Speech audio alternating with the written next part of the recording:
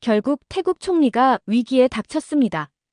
최연소 총리였던 패통탄 친나왓은 각종 문제에 휩싸이고 현재 총리의 불신임안이 진행되었습니다. 그녀가 저지를 충격적인 사건은 도대체 어떤 것들일까요? 안녕하세요. 저는 안나 코엘입니다. 미국 워싱턴 포스트 소속 특파원으로 동남아시아 정치 상황을 주로 취재해왔죠. 특히 태국의 정치적 혼란에 대해선 지난 10년간 깊이 파고들었습니다. 수많은 쿠데타와 정권 교체, 부패 스캔들을 현장에서 목격했고 그 과정에서 태국 정치의 어두운 이면을 직접 경험했어요. 방콕행 비행기 창문 너머로 보이는 구름이 마치 태국의 불안정한 정치 상황을 닮았다고 생각하며 다시 한번 노트북을 펼쳤습니다. 이번 취재의 목적은 분명했어요. 최근 패통탄 친나와 총리에 대한 불신임안을 분석하고 그녀의 정부가 어떻게 친중 노선을 강화하면서 한국과의 관계를 악화시켰는지 파헤치는 것이었죠. 저는 지난 태국 총리들의 행적을 정리한 자료를 다시 한번 검토했습니다. 역사는 반복된다고 하죠. 태국의 정치사는 그 말을 증명하는 가장 좋은 예시였어요. 탁신 친나왓의 이름은 태국 현대 정치사에서 빼놓을 수 없는 존재입니다. 2001년부터 2006년까지 총리를 지낸 그는 처음엔 서민을 위한 정치라는 구호로 대중의 지지를 얻었죠. 30바트 의료제도, 농촌 개발 프로그램 등 포퓰리즘 정책으로 농민과 서민층의 열렬한 지지를 받았습니다. 하지만 그의 통치 방식은 점점 독재적으로 변해갔어요. 기업과 정부 계약을 통해 자신의 가족 기업이 이득을 취하도록 했고 결국 이러한 대규모 부정부패는 2006년 군부 쿠데타의 빌미가 되었습니다. 탁신은 해외로 도피했고 태국 법원은 그에게 부패 혐의로 징역형을 선고했죠. 탁신의 시대는 태국 정치의 분기점이었다. 제 노트북 화면에는 태국 정치학자와의 인터뷰 내용이 적혀 있었어요. 그의 말대로 탁신 이후 태국은 레드셔츠 친 탁신과 옐로우 셔츠 반 탁신 간의 극심한 정치적 대립을 겪게 되었죠. 시간이 흐른 후 잉낙 친나왓, 탁신의 여동생이 2011년 총리가 되었죠. 그녀의 등장은 많은 태국인들에게 희망을 주었습니다. 하지만 잉낙은 탁신의 그림자에서 벗어나지 못했어요. 특히 농민 보조금 정책을 무리하게 추진하면서 국가 재정에 심각한 타격을 입혔습니다.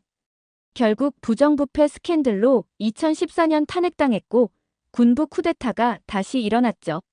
그녀도 2017년 해외로 도피했습니다. 2023년 후반 총선 이후 복잡한 정치적 과정을 거쳐 세타 타위신이 총리가 되었습니다. 하지만 그의 재임은 오래가지 못했고 2024년 패통탄 친나왓이 총리직을 맡게 되었죠. 탁신의 둘째 딸인 그녀의 등장은 태국 정치에서 친나왓 가문의 귀환을 의미했습니다.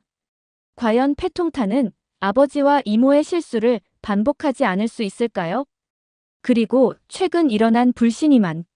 이는 패통탄 정부가 당분간 안정적으로 권력을 유지할 것임을 의미했지만 동시에 태국의 정치적 문제들이 해결되지 않은 채 계속될 것이라는 신호이기도 했어요. 태국은 여전히 변화의 기로에 서 있었고 그 변화의 중심에는 패통탄 친나왓과 그녀의 아버지 탁신이 있었죠. 이들이 태국을 어디로 이끌어갈지 그리고 그 과정에서 한국과의 관계는 어떻게 변할지 제가 직접 파헤쳐야 할 시간이었습니다. 안나 코엘입니다. 태국 정치 취재를 위해 왔습니다. 입국 심사대에서 저는 여권을 내밀며 말했습니다. 이번 취재가 태국의 과거와 현재, 그리고 미래를 연결하는 중요한 작업이 될 것이라는 확신이 들었어요. 방콕에 도착한 저는 첫 번째 일정으로 촌부리 지역에 있는 한 카페에서 수타 씨를 만났습니다. 그는 태국의 유명한 정치 분석가로 친나왓 가문의 정치적 행보를 오랫동안 연구해온 전문가죠. 안나 씨, 오랜만이네요. 태국 정치는 여전히 흥미롭죠? 수타 씨가 쓴웃음을 지으며 말했어요. 너무 흥미로워서 문제예요. 같은 드라마가 반복되는 것 같아서요. 저는 커피를 한 모금 마시며 대답했습니다. 수타 씨는 테이블 위에 몇 장의 신문 기사를 펼쳤어요. 그 중에는 탁신 친나왓의 귀국과 패통탄의 총리 취임을 다룬 기사들이 있었죠.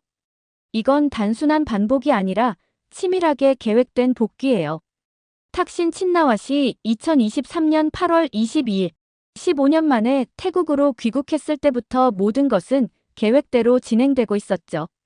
저는 녹음기를 켜고 수타 씨의 분석을 경청했습니다.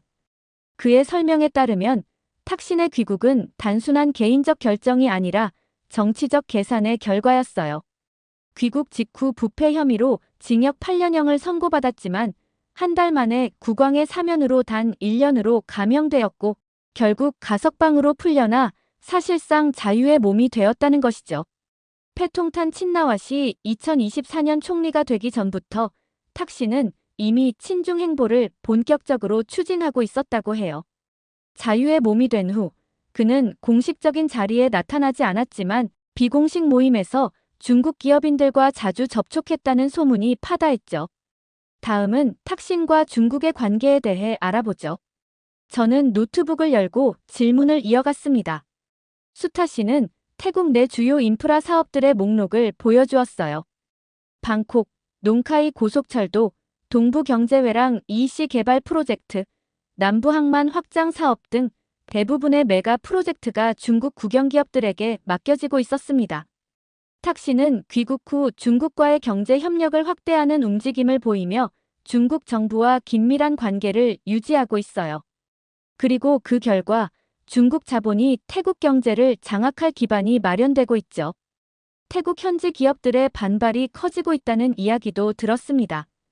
특히 중소기업들은 중국 기업들과의 경쟁에서 밀려나고 있었고 일부 재계 인사들은 이를 경제 식민지화라고 비판하고 있었어요. 하지만 정부는 이런 비판에도 불구하고 친중 정책을 강행하고 있어요. 수타 씨가 말했습니다. 오후에는 방콕 대학의 정치학 교수인 프라위 씨와 만났습니다. 그는 패통탄 총리의 정치적 행보에 대해 더 구체적인 정보를 가지고 있었어요. 2024년 패통탄 친나왓이 총리로 취임하면서 탁신의 친중 정책이 그대로 계승되었어요. 표면적으로는 동방 정책이라고 부르며 아시아 국가들과의 협력을 강화한다고 하지만 실제로는 중국에 초점이 맞춰져 있죠. 프라위 교수는 패통탄 정부가 한국과의 경제 협력을 축소하고 있다는 점도 지적했습니다. 최근 한국 기업들의 투자 제한이 거절되었고 기존의 협력 사업도 재검토되고 있다는 거예요.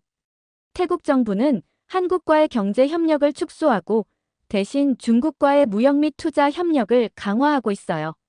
이는 단순한 경제적 결정이 아니라 정치적 결정이죠. 저녁에는 익명을 요구한 전직 외교관을 만났습니다. 그의 말은 더욱 충격적이었어요. 패통탄이 총리이긴 하지만 실제 결정은 탁신이 하고 있습니다. 그리고 그는 태국을 중국의 영향권에 깊숙이 넣고 있죠. 우리 외교부 내부에서도 이에 대한 우려의 목소리가 있지만 겉으로 드러내지 못하고 있어요. 호텔로 돌아오는 길에 저는 오늘 들은 이야기들을 정리했습니다. 태국 정치의 표면 아래에서는 탁신이라는 보이지 않는 손이 여전히 강력한 영향력을 행사하고 있었고 그 손은 태국을 중국 쪽으로 밀어내고 있었어요. 그리고 패통탄 총리는 그런 아버지의 정책을 충실히 이행하는 대리인에 불과했죠. 다음 날 아침, 저는 방콕 수쿰빗 지역에 있는 한인타운을 찾았습니다. 이곳은 태국 내 한국 기업들과 교민들이 많이 모여 있는 곳이에요. 첫 번째로 만난 사람은 20년 넘게 태국에서 제조업체를 운영해온 김 사장이었죠. 요즘 상황이 정말 안 좋습니다. 태국 정부가 한국 기업들에 대한 태도가 완전히 달라졌어요. 김 사장은 깊은 한숨을 내쉬며 말했습니다. 그의 설명에 따르면 최근 몇 달 동안 태국과 한국 간의 관계가 급격히 악화되었다고 해요. 주된 원인은 한국 내 태국 불법 체류자 문제였습니다. 한국에 입국한 태국인들 중 상당수가 관광비자로 들어가서 불법 취업을 하고 있어요. 이 문제가 커지자 한국 정부가 태국 정부의 협조를 요청했지만 태국 정부는 이를 무시했죠. 한국 대사관의 외교관을 만났을 때 더 자세한 내용을 들을 수 있었습니다. 익명을 요구한 이 외교관은 한국 정부가 여러 차례 공식, 비공식 채널을 통해 태국 정부의 협조를 요청했지만 패통탄 정부는 이를 계속 무시했다고 했어요. 결국 한국 정부는 태국인의 입국 심사를 강화하고 관광비자 악용을 막기 위해 추가 규제를 시행할 수밖에 없었습니다. 이는 불법 체류자 문제를 해결하기 위한 불가피한 조치였죠. 하지만 태국 정부의 반응은 예상을 벗어났습니다. 패통탄 총리는 공개적으로 한국이 차별적인 조치를 취하고 있다고 비난했고 태국 언론들도 이를 대대적으로 보도했어요.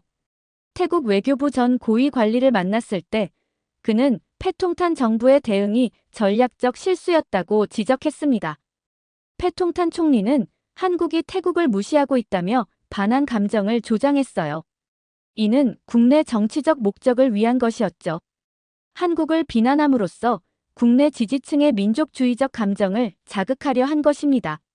결국 이러한 외교적 마찰은 패통탄 총리의 외교적 실책으로 인한 것이었고 태국 경제에도 타격을 주고 있었습니다. 한국 기업들의 투자 감소는 태국의 일자리 창출과 경제 성장에 부정적인 영향을 미치고 있었고 한류 콘텐츠에 대한 제한은 태국 내 문화 산업에도 손실을 가져오고 있었죠. 태국 국회의사당으로 향하는 택시 안에서 저는 오늘의 취재 계획을 점검했습니다. 패통탄 총리에 대한 불신임한 표결이 있는 날이었죠. 이번 표결은 패통탄 정부의 정치적 입지를 확인할 수 있는 중요한 지표가 될 것이었어요. 국회의사당에 도착하자 이미 건물 주변은 취재진과 시위대로 붐비고 있었어요. 야당 지지자들이 모여 패통탄 정부의 퇴진을 요구하는 구호를 외치고 있었고 정부 지지자들은 그 맞은편에서 패통탄을 옹호하는 피켓을 들고 있었죠. 의사당 안으로 들어가 기자석에 자리를 잡았습니다. 태국 의회는 500석 규모의 하원으로 구성되어 있었고 오늘의 표결은 패통탄 총리의 정치적 운명을 결정할 수도 있는 중요한 순간이었어요. 야당 대표 의원이 연설을 시작했습니다. 그는 패통탄 총리의 경제정책 실패, 중국 의존 심화, 외교적 실패를 강력하게 비판했어요. 패통탄 총리는 태국을 중국의 경제적 식민지로 만들고 있습니다. 한국, 일본 등 우리의 전통적인 우방국들과의 관계는 악화되었고 국내 경제는 침체의 늪에 빠져 있습니다. 이러한 실패한 리더십은 불신임되어야 마땅합니다. 야당 대표 의원의 연설은 설득력이 있었지만 의회 내 권력 구도를 고려하면 불신임안이 통과될 가능성은 희박했습니다. 하원 500석 중 320석 이상을 패통탄의 연립정부가 차지하고 있었기 때문이죠. 태국 정치 전문가인 수타 교수가 일전에 저에게 설명해준 내용이 떠올랐습니다. 패통탄 정부는 표면적으로는 민주적 절차를 따르는 것처럼 보이지만 실제로는 철저한 권력 장악을 위한 시스템을 구축했어요. 여러 소수 정당들과의 연립을 통해 의회 과반수를 훨씬 넘는 의석을 확보했고 각 정당에는 다양한 형태의 당근과 채찍을 제공하며 충성도를 유지하고 있죠. 야당 의원들의 비판 연설이 이어졌습니다. 그들은 패통탄 정부가 태국의 경제 주권을 중국에 넘겨주고 있다고 비난했고 불법 체류자 문제로 인한 한국과의 외교적 마찰을 제대로 해결하지 못했다고 지적했어요. 또한 국내 경제 지표들이 악화되고 있음에도 정부가 효과적인 대책을 내놓지 못하고 있다는 점도 비판했죠. 오후가 되자 여당 측 의원들의 반박이 시작되었습니다. 그들은 패통탄 정부가 중국과의 협력을 통해 태국 경제의 새로운 성장 동력을 만들고 있다고 주장했고 한국과의 갈등은 한국 측의 일방적인 조치 때문이라며 책임을 전가했어요. 패통탄 총리는 태국의 국익을 최우선으로 생각하는 지도자입니다. 중국과의 협력은 태국 경제의 미래를 위한 전략적 선택이며 우리는 그 어떤 국가에도 종속되지 않을 것입니다. 여당 측 주장은 설득력이 떨어졌지만 그들에게는 수적 우위가 있었죠. 의회 내에서 벌어지는 이 정치적 공방은 사실상 결과가 정해진 형식적인 절차에 불과했습니다. 저녁이 되자 마침내 표결이 시작되었습니다. 의원들은 한 명씩 이름이 호명될 때 자리에서 일어나 찬성 또는 반대 의사를 밝혔어요. 시간이 흐르면서 예상대로 여당 측의 수적 우위가 뚜렷하게 드러났습니다. 최종 결과가 발표되었습니다. 319표 신임, 162표 불신임, 7표 기권으로 불신임안은 부결되었어요. 여당 의원들은 환호성을 질렀고 야당 의원들은 실망한 표정으로 자리를 떠났습니다. 패통탄 총리는 의회 연설대에 섰습니다. 그녀의 표정은 자신감에 가득 차 있었어요. 오늘의 결과는 태국 국민들이 우리 정부에 대한 신뢰를 보여준 것입니다. 야당이 공격할 순 있지만 나는 흔들리지 않습니다. 앞으로도 태국의 발전과 번영을 위해 최선을 다하겠습니다. 의회를 나와 거리로 나오자 시위대의 규모가 더 커져 있었습니다. 젊은 학생들과 시민단체 회원들이 줄을 이루는 시위대는 패통탄 퇴진과 탁신 가문의 통치를 끝내자라는 구호를 외치고 있었어요. 저는 시위대 중 한 대학생을 인터뷰했습니다. 불신임안 부결은 예상된 결과였어요. 패통탄 정부는 의회를 장악하고 있으니까요. 하지만 이것이 그들이 국민의 신뢰를 받고 있다는 의미는 아닙니다. 거리로 나온 시민들의 목소리가 진짜 민심이에요. 저녁 뉴스 시간, 각 방송사들은 불신임안 부결 소식을 톱뉴스로 다루고 있었습니다. 대부분의 분석가들은 이번 표결이 패통탄 정부의 정치적 안정성을 보여주지만 시민들의 불만은 계속 커지고 있다고 지적했어요. 호텔로 돌아와 취재 내용을 정리하면서 저는 오늘의 표결이 태국 정치의 현실을 여실히 보여주었다고 생각했습니다. 패통탄 정부는 의회 내에서는 강력한 권력을 유지하고 있지만 거리의 민심은 점점 더 멀어지고 있었어요. 중국에 대한 경제적 의존도 심화와 한국 등 전통적 우방국과의 관계 악화는 장기적으로 태국 경제와 안보에 위협이 될 수 있었죠. 그리고 이 모든 상황의 배후에는 여전히 탁신 친나왓의 그림자가 짙게 드리워져 있었습니다. 그는 공식적으로는 정치 일선에서 물러나 있지만 딸을 통해 여전히 태국 정치를 좌우하고 있었어요. 불신임안 부결은 그의 권력이 건재함을 보여주는 또 하나의 증거였습니다. 저는 방콕의 한 카페에서 수완 박사를 만났습니다. 안나 씨, 이쪽입니다. 방콕 경제연구소의 수완 박사가 손을 흔들었습니다. 그는 태국, 중국 경제관계를 오랫동안 연구해온 전문가였죠. 불신임안 부결 이후 패통탄 정부는 더욱 적극적으로 친중 정책을 추진할 것으로 보입니다. 수완 박사가 말했어요. 수완 박사의 분석에 따르면 중국과의 경제 협력이 가속화되면서 태국은 중국 경제권으로 더욱 깊숙이 편입될 것이라고 합니다. 이미 태국의 주요 인프라 프로젝트들이 중국 자본과 기술로 진행되고 있었고 관광, 부동산, 농업 등 다양한 분야에서 중국의 영향력이 커지고 있었어요. 문제는 이러한 경제적 의존도가 정치적 의존으로 이어질 수 있다는 점입니다. 태국이 독자적인 외교 정책을 펼치기 어려워질 수 있어요. 오후에는 태국 문화부 전 고위 관리를 만났습니다. 그는 한국과의 문화 교류가 어떻게 변화하고 있는지 설명해 주었어요. 최근 태국 정부는 한류 콘텐츠에 대한 규제를 강화하는 방안을 검토하고 있습니다. 공식적으로는 문화적 정체성 보호를 위한 것이라고 하지만 실제로는 한국과의 외교적 마찰에 대한 보복성 조치로 보여요. 그의 말에 따르면 태국 내에서 한국 기업과 한류 콘텐츠에 대한 규제가 강화될 가능성이 높다고 합니다. 이는 장기적으로 태국 소비자들에게도 불이익을 줄 것입니다. 한류 콘텐츠는 태국에서 매우 인기가 있고 한국 제품들도 높은 품질로 인정받고 있거든요. 저녁에는 탐마삿 대학 앞에서 열린 학생 시위를 취재했습니다. 수백 명의 학생들이 모여 패통탄 정부의 친중 정책을 비판하고 있었어요. 우리는 중국의 식민지가 되길 원하지 않습니다. 한 학생 지도자가 확성기를 통해 외쳤습니다.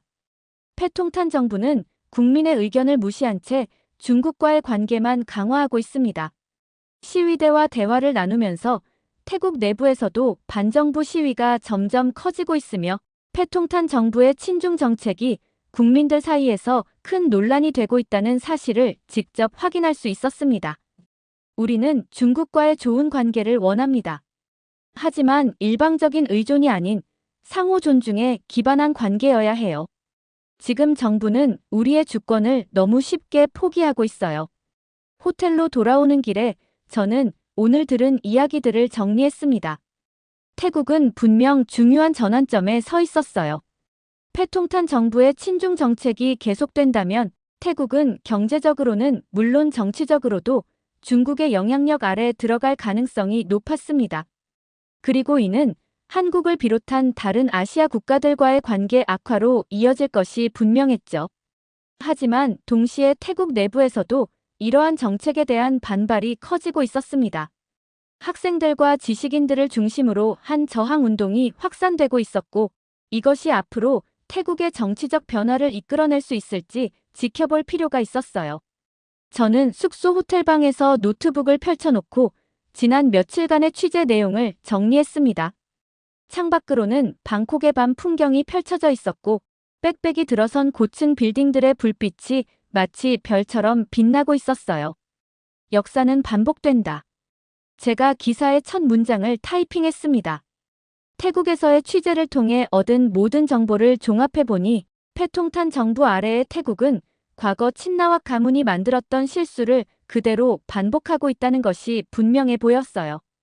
태국은 또다시 같은 실수를 반복하고 있다. 친나와 가문이 돌아오면서 태국의 친중 행보는 더욱 가속화되었고 한국과의 관계는 악화되었다. 패통탄 친나와 정부가 경제적 위기를 어떻게 해결할지 태국 국민들은 그 대가를 얼마나 치르게 될지 지켜볼 필요가 있다.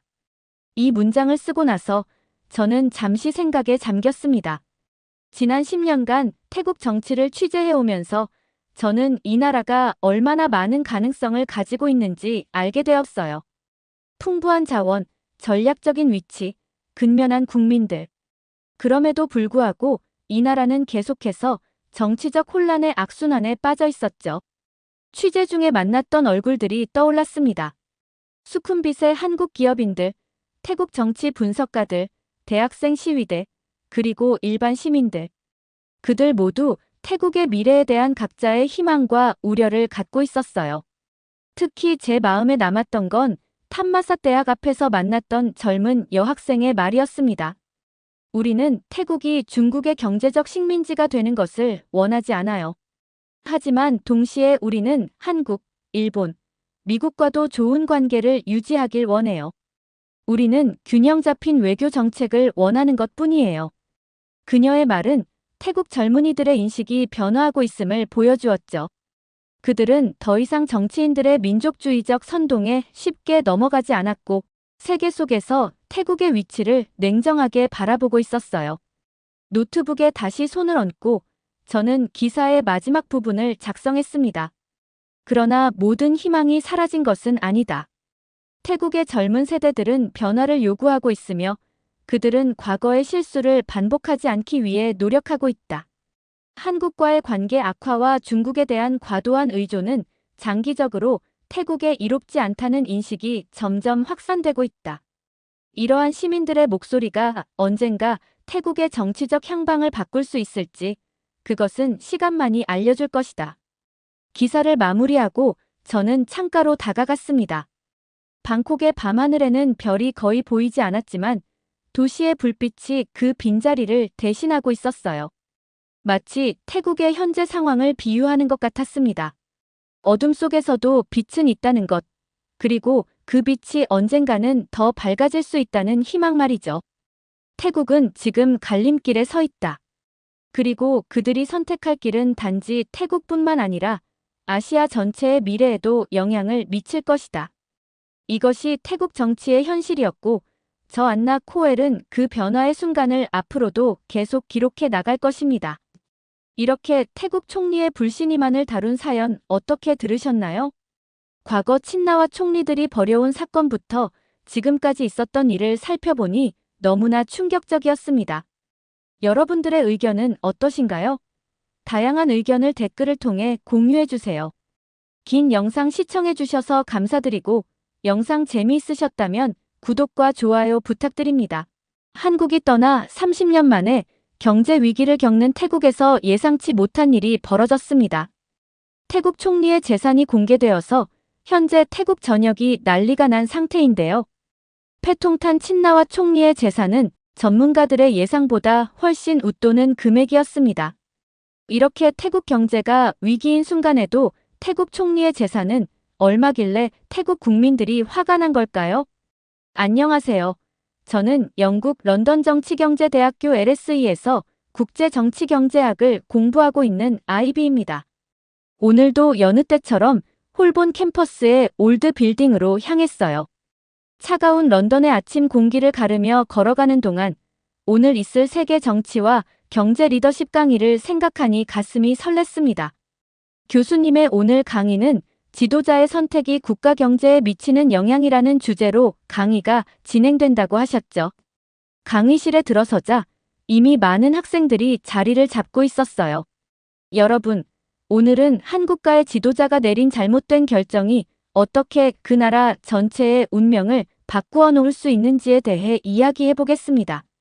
먼저 태국 정부의 판단 착오가 어떻게 아시아 전체 금융위기의 도화선이 되었는지 구체적으로 살펴보겠습니다. 교수님은 프로젝터로 1997년 태국의 경제 지표들을 보여주셨어요.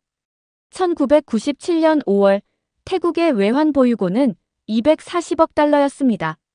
겉으로 보기엔 적지 않은 금액이죠. 하지만 실상을 들여다보면 이미 태국 중앙은행은 선물환 시장에서 320억 달러의 포지션을 가지고 있었습니다. 즉, 실질 외환 보유고는 이미 마이너스 상태였던 거죠. 교수님은 칠판에 단기 외채 700억 달러라고 적으셨어요. 당시 태국의 단기 외채는 700억 달러에 달했습니다. 외환 보유고와 비교하면 약 3배가 넘는 규모죠. 더 큰 문제는 태국 정부가 바트화 가치를 달러당 25바트로 고정해놓고 이를 고수하려 했다는 겁니다. 그러면서 교수님은 1997년 초부터 7월까지의 태국 금융시장 상황을 타임라인으로 설명하셨어요. 2월부터 국제투기자본이 태국을 공격하기 시작했습니다. 파이낸스원이라는 태국 최대 금융회사가 파산위기에 처했다는 소식이 돌았기 때문이죠. 태국 중앙은행은 금리를 올리고 외환시장에 개입하면서 바트화 가치를 지키려 했습니다. 5월이 되자 상황은 더욱 악화됐어요. 중앙은행의 외환 보유고가 급감하는 상황에서도 정부는 바트화 절하는 없다고 강하게 부인했습니다. 하지만 6월 말 더 이상 버티지 못하고 결국 7월 2일 고정환율제를 포기하고 변동환율제로 전환했죠. 교수님은 그래프를 가리키며 말씀하셨어요. 바트화 가치는 하루 만에 20% 가까이 폭락했고 연말까지 45% 이상 추가 하락했습니다. 달러당 25바트이던 환율이 55바트까지 치솟았죠. 국민들의 실질 자산 가치가 절반으로 줄어든 겁니다. 이것이 바로 톰양쿵 위기의 시작이었습니다. 태국발 위기는 곧 인도네시아, 말레이시아, 필리핀으로 전염됐고 결국 한국까지 외환위기를 겪게 되었죠. 아시아의 4마리 용이라 불리던 신흥국들이 하나둘 무너져갔습니다. 교수님의 설명을 들으며 저는 한국가의 잘못된 정책이 어떻게 도미노처럼 다른 국가들에게 영향을 미치는지 실감할 수 있었어요. 특히 태국 정부가 현실을 인정하지 않고 고정환율제를 고수하려 했던 것이 얼마나 치명적인 실수였는지 깊이 이해하게 되었습니다. 두 번째 사례는 2008년 그리스 부채 위기였어요. 그리스 정부는 유로존 가입을 위해 재정 통계를 조작했습니다. 이는 단기적으로는 성공한 것처럼 보였지만 결국 국가부도 위기라는 재앙을 초래했죠. 교수님은 그리스의 GDP 대비 정부 부채 비율 그래프를 보여주셨어요. 2009년 이후 급격히 치솟는 그래프를 보며 학생들은 놀란 표정을 감추지 못했습니다. 그리스의 위기는 단순한 경제 문제를 넘어 사회 전반의 붕괴를 가져왔습니다. 청년 실업률은 50%를 넘었고 많은 젊은이들이 조국을 떠나야 했죠. 마지막 사례는 베네수엘라였어요. 차베스와 마두로 정권의 포퓰리즘 정책은 베네수엘라를 나락으로 떨어뜨렸습니다. 세계 최대 석유 매장량을 보유한 나라가 어떻게 극심한 빈곤을 겪게 되었는지, 이것이 바로 잘못된 리더십의 결과입니다. 교수님은 베네수엘라의 연간 인플레이션율을 보여주셨어요. 수백만 %에 달하는 숫자를 보며 저는 숨이 막힐 것 같았습니다. 이런 초인플레이션 상황에서는 월급을 받자마자 생필품을 사야 합니다. 다음 날이면 그 돈의 가치가 반토막 날 수도 있으니까요. 실제로 많은 베네수엘라 국민들이 쓰레기통을 뒤지며 끼니를 해결해야 했습니다. 교수님은 잠시 말씀을 멈추고 강의실을 둘러보셨어요. 여러분, 이 세 가지 사례가 우리에게 주는 교훈이 무엇일까요? 한 학생이 조심스럽게 손을 들었습니다. 정치 지도자들의 단기적인 인기 영합주의가 얼마나 위험한지 보여주는 것 같습니다. 맞습니다. 더 중요한 것은 이런 실수들이 반복되고 있다는 점입니다. 현재 세계 곳곳에서도 비슷한 패턴이 나타나고 있죠. 정치 지도자의 결정은 단순한 정책의 선택이 아닙니다. 그것은 수백만 명의 운명을 좌우할 수 있는 중대한 책임이죠. 현재 진행형인 사례를 하나 살펴보겠습니다. 우리가 방금 전 이야기했던 1997년 태국 금융위기의 발원지, 바로 태국의 이야기입니다. 교수님은 프로젝터에 태국의 친나와 가문 계보도를 보여주셨어요. 친나와 가문은 2001년부터 지금까지 태국 정치를 좌우하고 있습니다. 이 가문의 시작은 통신 재벌 출신인 탁신 친나와입니다. 그는 2001년부터 2006년까지 총리를 지냈죠. 하지만 군부 쿠데타로 실각한 후 해외로 도피했습니다. 교수님은 탁신의 포퓰리즘 정책들을 설명하셨어요. 탁신은 30바트 의료보험, 부채 상환 유예, 마을 기금 조성 등 파격적인 복지 정책을 펼쳤습니다. 이런 정책들은 단기적으로 국민들의 큰 지지를 받았지만 재정 건전성을 크게 악화시켰죠. 그 후 친나와 가문은 계속해서 권력을 장악하려 했습니다. 탁신의 여동생 잉락이 2011년 총리가 됐고 2024년에는 탁신의 막내딸 패통탄이 총리가 되었죠. 태국 역사상 최연소 총리입니다. 강의실 분위기가 긴장감으로 가득 찼어요. 교수님은 최근 패통탄 친나왓의 대표 공약인 디지털 지갑 정책을 설명하기 시작하셨습니다. 패통탄 총리는 만 16세 이상 모든 국민에게 1만 바트, 한국 돈으로 약 38만 원을 지급하겠다고 약속했습니다. 전체 예산이 5,600억 바트, 약 22조 원에 달하는 규모죠. 이는 태국 GDP의 약 7%에 해당합니다. 교수님은 칠판에 숫자들을 적으셨어요. 태국의 2024년 GDP는 약 5,050억 달러입니다. 1인당 GDP는 7,066달러로 동남아시아에서 중위권에 속하죠. 하지만 이 정책을 시행하면 재정적자는 GDP 대비 3.7%에서 최대 5%까지 증가할 것으로 예상됩니다. 더 심각한 문제는 이 정책의 실효성입니다. 지급된 금액은 거주 지역 내에서만 6개월 안에 사용해야 하고 현금화도 불가능합니다. 이는 지역 경제 활성화라는 명목하에 국민의 소비 선택권을 제한하는 것이죠. 교수님은 잠시 말씀을 멈추고 강의실을 둘러보셨어요. 이것이 바로 현대판 포퓰리즘의 전형적인 모습입니다. 재원 마련 방안도 불분명한 상태에서 무리한 현금 살포 정책을 추진하는 것이죠. 친나와 가문의 이런 포퓰리즘 정책은 태국 군부와의 갈등도 심화시켰습니다. 군부는 이들의 정책이 국가 재정을 위협한다며 반발하고 있죠. 실제로 2006년, 2014년 두 차례의 쿠데타가 일어났고 모두 친나와 가문의 실각으로 이어졌습니다. 강의실에는 무거운 침묵이 흘렀어요. 교수님의 설명을 들으며 저는 현재 태국이 얼마나 심각한 정치적, 경제적 위기에 처해 있는지 실감할 수 있었습니다.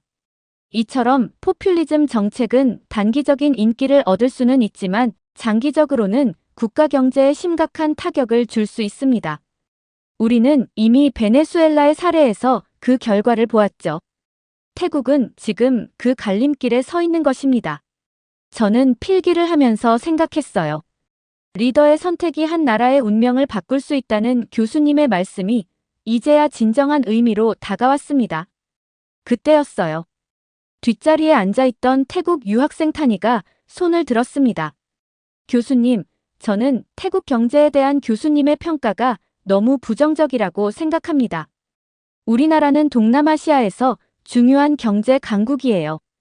1인당 GDP도 7,000달러가 넘고 관광산업도 세계적이잖아요. 교수님은 고개를 끄덕이시며 타니의 의견을 경청하셨어요.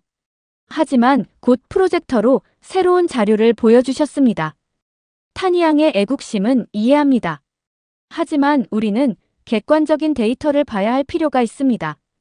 이 그래프를 보시죠. 스크린에는 동남아시아 주요국의 2024년 경제 성장률이 나타났어요. 베트남은 6.5%, 인도네시아 5.2%, 필리핀 5.0%, 말레이시아 4.5%, 그리고 태국은 2.8%입니다. 동남아시아 주요국 중 최하위 성장률을 기록하고 있죠. 타니의 얼굴이 붉어졌지만 교수님은 계속해서 설명을 이어가셨어요. 더 우려스러운 것은 성장률 전망입니다. IMF와 세계은행은 2025년에도 태국의 성장률이 3% 초반에 그칠 것으로 전망하고 있어요. 반면 베트남은 6% 이상, 인도네시아와 필리핀도 5% 이상의 성장이 예상됩니다. 교수님은 새로운 슬라이드를 보여주셨어요. 이번에는 외국 인직 접투자 FDI 유입 현황이었습니다. 특히 주목할 만한 것은 한국 기업들의 동향입니다. 교수님은 새로운 슬라이드를 보여주셨어요. 과거 태국은 한국 기업들의 동남아 진출 거점이었습니다. 삼성전자, LG전자, 포스코 등 대기업부터 수많은 중소기업들이 태국에 투자했죠. 하지만 최근 상황이 급격히 변하고 있습니다. 교수님은 구체적인 통계를 보여주셨어요. 2024년부터 한국 기업들의 태국 투자가 급감했습니다. 많은 기업들이 베트남, 인도네시아로 공장을 이전하고 있죠. 임금은 상승하는데 생산성이 따라가지 못하는 것이 주된 이유입니다. 하지만 더 큰 문제는 양국 간의 갈등 상황입니다. 강의실이 긴장감으로 가득 찼어요. 최근 한국에서 태국인 불법 체류자들의 범죄가 사회적 문제로 대두되면서 한국 정부가 태국인 입국 심사를 강화했습니다. 이에 대한 반발로 태국 내 반한 감정이 고조되었고 방콕과 파타야에서 한국인들을 대상으로 한 위협 사건이 발생했죠. 이런 사회적 갈등은 경제 협력에도 영향을 미쳤습니다. 한국 기업들은 직원들의 안전을 우려하기 시작했고 새로운 투자처를 물색하기 시작했어요. 특히 베트남은 적극적으로 한국 기업들을 유치하면서 태국에 있던 기업들의 이전을 성공적으로 이끌어냈습니다. 타니는 자리에서 몸을 비틀며 불편한 기색을 보였지만 더 이상 반박하지 않았어요. 이미 부인할 수 없는 현실이 되어버린 상황이었기 때문이겠죠. 이처럼 국가 간의 관계는 매우 복잡하고 연결되어 있습니다. 단순한 경제적 문제를 넘어 사회적, 문화적 갈등이 경제에 직접적인 영향을 미치는 것을 우리는 태국의 사례에서 명확하게 볼 수 있습니다. 타니가 다시 손을 들었어요. 하지만 교수님, 우리나라는 관광대국이잖아요. 코로나19 이후 관광객이 크게 늘어나고 있어요. 교수님은 부드럽게 미소를 지으셨어요. 맞습니다. 관광업은 태국 경제의 큰 축이죠. 하지만 이것이 바로 문제입니다. 너무 관광업에 의존적인 경제 구조를 가지고 있어요. GDP의 20% 이상을 관광업이 차지하고 있죠. 이는 외부 충격에 매우 취약한 구조라는 뜻입니다. 더군다나 한국인 관광객이 사라진 태국의 현 상황은 매우 심각한 상황이죠. 게다가 관광 수입만으로는 제조업 경쟁력 약화와 수출 부진을 상쇄하기 어렵습니다. 태국의 제조업 경쟁력은 계속해서 하락하고 있어요. 특히 자동차, 전자제품 분야에서 베트남에 밀리고 있죠. 교수님은 마지막 슬라이드를 보여주셨어요. 태국의 가계부채 현황이었습니다. 태국의 가계부채 비율은 GDP의 90%를 넘어섰습니다. 이는 동남아시아에서 가장 높은 수준이에요. 여기에 디지털 지갑 정책 같은 무리한 재정 지출까지 더해진다면 교수님의 말씀이 끝나기도 전에 타니가 자리에서 벌떡 일어났어요. 그래도 우리나라는 발전하고 있어요. 방콕은 아시아의 금융허브가 될 거예요. 하지만 교수님은 차분하게 대답하셨습니다. 타니양, 애국심은 좋지만 현실을 직시할 필요가 있습니다. 지금 태국은 매우 중요한 기로에 서 있어요. 과거의 영광에 취해 있기보다는 구조적인 문제를 해결하기 위한 노력이 필요한 시점입니다. 그때 앞줄에 앉아있던 한국 유학생 연아가 조심스럽게 손을 들었어요. 제가 한태 경제협력에 대해 조사한 내용을 공유해도 될까요? 교수님께서 고개를 끄덕이시자 연아는 준비해온 자료를 보여주기 시작했습니다. 2000년대 초반부터 2022년까지 한국은 태국의 주요 투자국이었습니다. 삼성전자의 가전제품 공장, LG전자의 TV 공장, 포스코의 철강 공장 등 대기업만 해도 10개가 넘는 대규모 생산시설이 있었고 협력업체까지 포함하면 약 400개의 한국 기업이 태국에 진출해 있었죠. 이를 통해 약 5만 개의 일자리가 창출됐습니다. 연아는 잠시 숨을 고르고 말을 이어갔어요. 특히 관광산업에서 한국의 영향력은 매우 컸습니다. 2019년 기준으로 한국인 관광객은 연간 190만 명에 달했고 1인당 소비액도 다른 국가 관광객들보다 30% 이상 높았어요. K-팝과 한류의 영향으로 한국 관광객들이 급증하면서 방콕, 파타야, 푸켓 등의 관광지에는 한국어 간판이 늘어났고 한국 음식점도 크게 증가했죠. 교수님은 연아의 설명에 보충 설명을 더하셨어요. 최근 경제 전문가들의 분석을 보면 한국 기업들의 태국 철수가 미치는 영향이 매우 심각한 것으로 나타났습니다. 직접적인 일자리 감소뿐만 아니라 기술 이전과 산업 생태계 측면에서도 큰 손실이 예상됩니다. 교수님은 새로운 슬라이드를 보여주셨어요. 특히 주목할 만한 사례가 있습니다. 2024년 태국은 역대급 홍수 피해를 입었죠. 과거에는 이런 자연재해가 발생하면 한국 정부와 기업들이 적극적으로 도움을 주었습니다.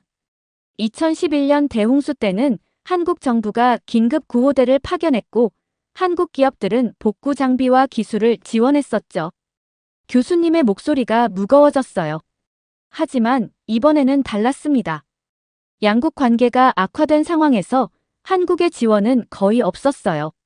그 결과 태국의 홍수 피해 복구는 예상보다 훨씬 더디게 진행됐고 이는 곧바로 경제적 손실로 이어졌습니다.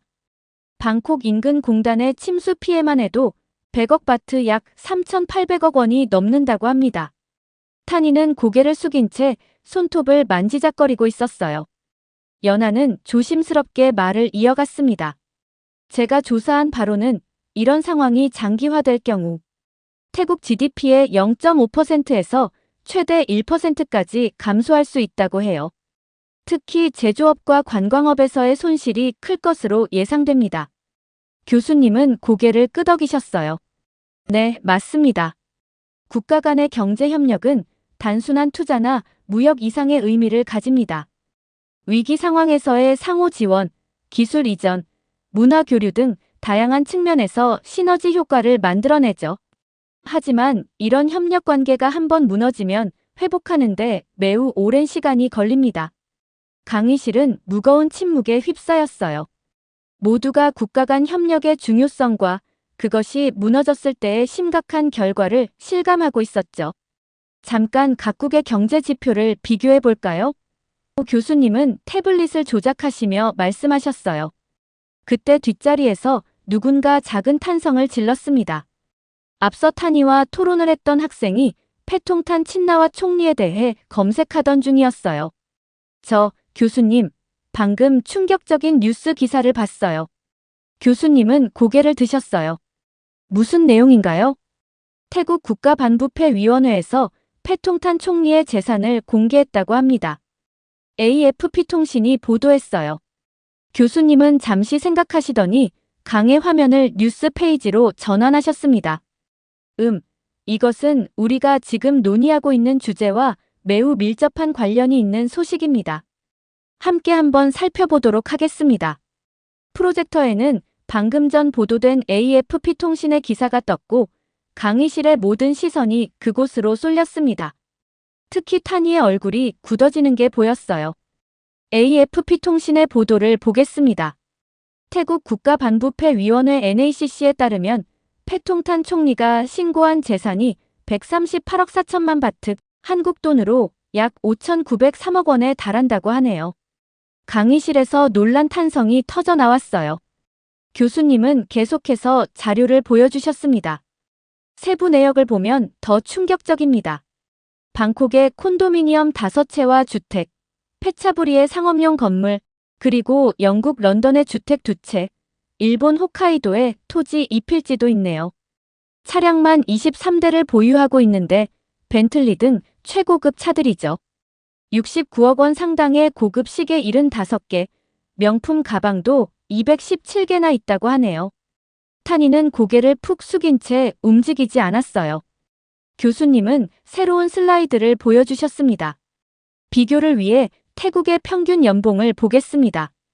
2024년 기준 태국 국민의 평균 연봉은 약 1,500만 원입니다.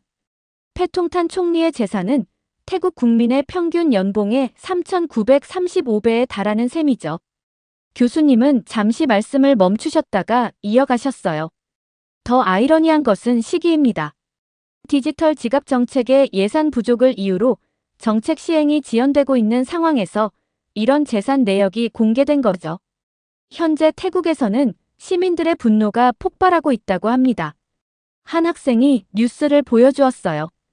방콕 시내에서는 이미 수천 명의 시민들이 모여 시위를 벌이고 있었습니다. 친나와 가문에 대한 부정부패 의혹도 다시 수면 위로 떠오르고 있습니다.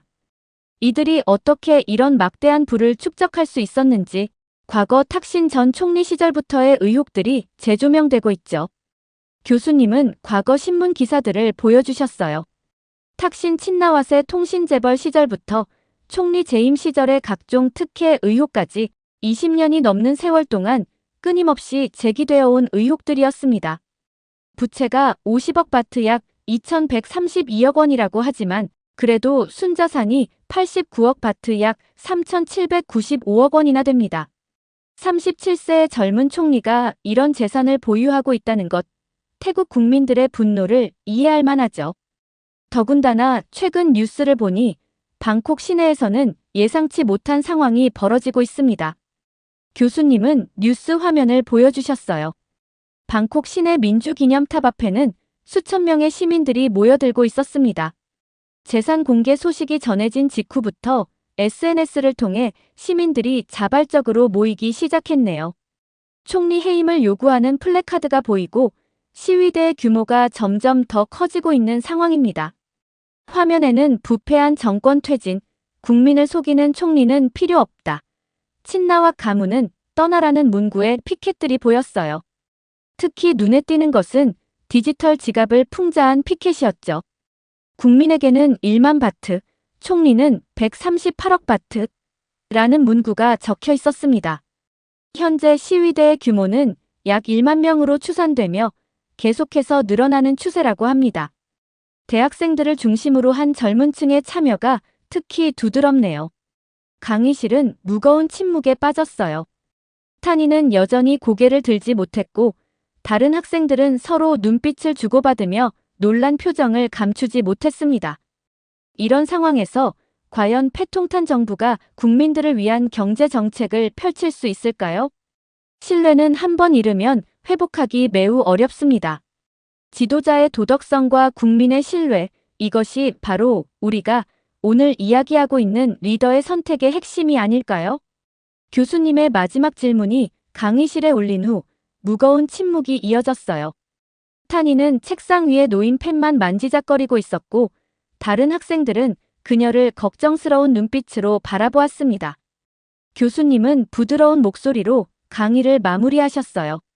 오늘 우리는 매우 중요한 교훈을 배웠습니다. 한 국가의 지도자가 가져야 할 가장 중요한 덕목은 바로 도덕성과 책임감입니다. 국민들의 신뢰를 잃은 리더는 아무리 좋은 정책을 내놓아도 실현하기 어렵죠. 다음 수업에서는 이런 위기를 극복한 나라들의 사례를 살펴보도록 하겠습니다. 강의가 끝나고 학생들이 하나둘 자리에서 일어났어요. 타니는 서둘러 강의실을 나갔고 저는 잠시 그녀의 뒷모습을 바라보았습니다. 오늘 강의를 들으며 저는 깊은 깨달음을 얻었어요. 진정한 리더십은 단순히 좋은 정책을 만드는 것이 아니라 국민과 함께 성장하고 고민하는 것이라는 사실을요. 한 나라의 운명이 리더의 선택에 달려 있다는 것을 실감한 하루였습니다. 노트북을 가방에 넣으며 저는 다음 강의가 기대된다는 생각을 했어요. 위기를 극복한 나라들의 이야기, 그 속에서 우리는 또 어떤 교훈을 발견하게 될까요? 이렇게 태국 경제의 위기가 닥친 상황에서 태국 총리 패통탄 친나왓의 재산이 공개된 사연 어떻게 들으셨나요? 태국 국민의 평균 연봉의 4,000배나 달하는 재산을 그 어린 나이에 소유하고 있다는 사실에 놀랐고 태국 국민들을 생각하지 않고 한국이 철수한 상황에서 국민들이 왜 화가 나는지 이유를 알 것 같습니다. 여러분들의 의견은 어떠신가요? 다양한 의견을 댓글을 통해 공유해 주세요. 긴 영상 시청해 주셔서 감사드리고 구독과 좋아요 부탁드립니다.